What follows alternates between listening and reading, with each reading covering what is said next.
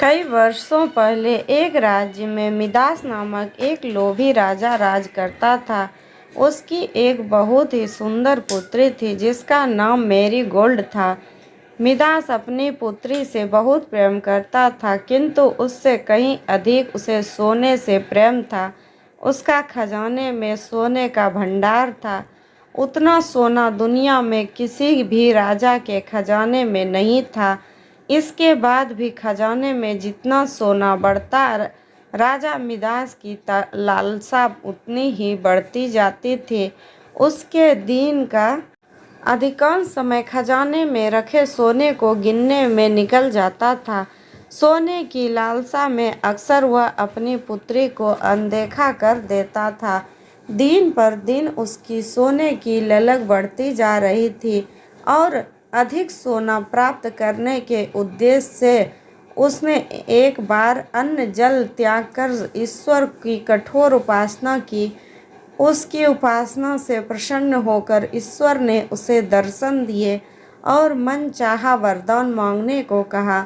Midas बोला, हे ईश्वर, मुझे वरदान दीजिए कि मैं जिस भी वस्तु को छुए वह सोने की बन जाए। ईश्वर मिदास की लालसा समझ रहे थे।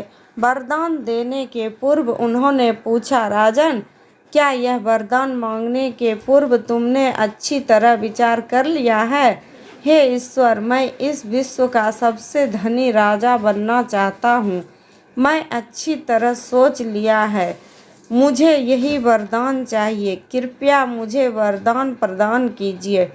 मिदास ने उत्तर दिया, तथास्तु। मैं तुम्हें वरदान देता हूँ कि कल सूर्य की पहली किरण के साथ तुम जिस भी वस्तु को छुओगे वह सोने की बन जाएगी। आशीर्वाद देने के उपरांत ईश्वर अंतर्ध्यान हो गए।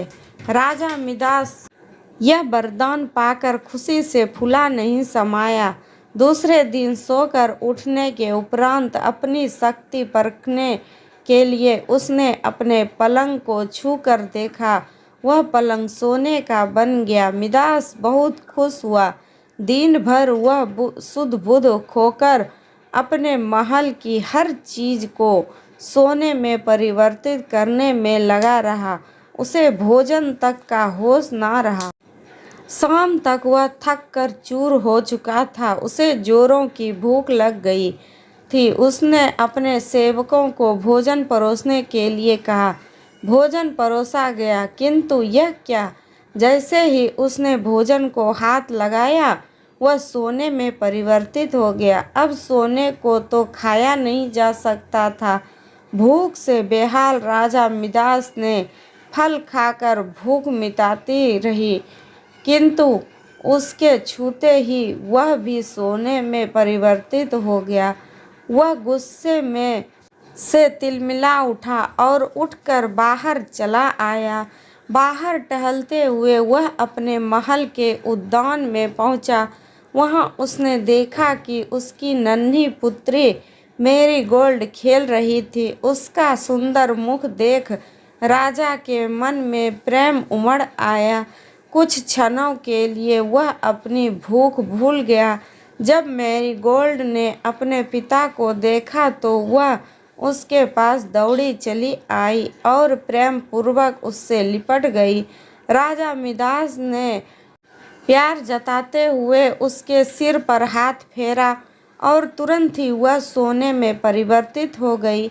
अपनी नन्ही पुत्री को सोने का बना देख वह दुखी हो गया और रोने लगा। उसने फिर से ईश्वर से प्रार्थना की। प्रार्थना सुनकर ईश्वर प्रकट हुए और उससे पूछा, राजन, क्या हुआ?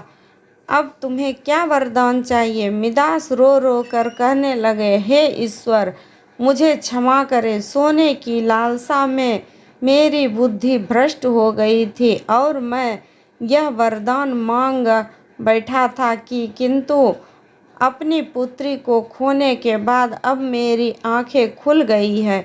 मुझे समझ आ गया है कि हर वस्तु अमूल्य है और उन सब में सबसे अमूल्य है मेरी पुत्री। भगवान, कृपया यह वरदान वापस ले और मेरी पुत्री लौटा दे।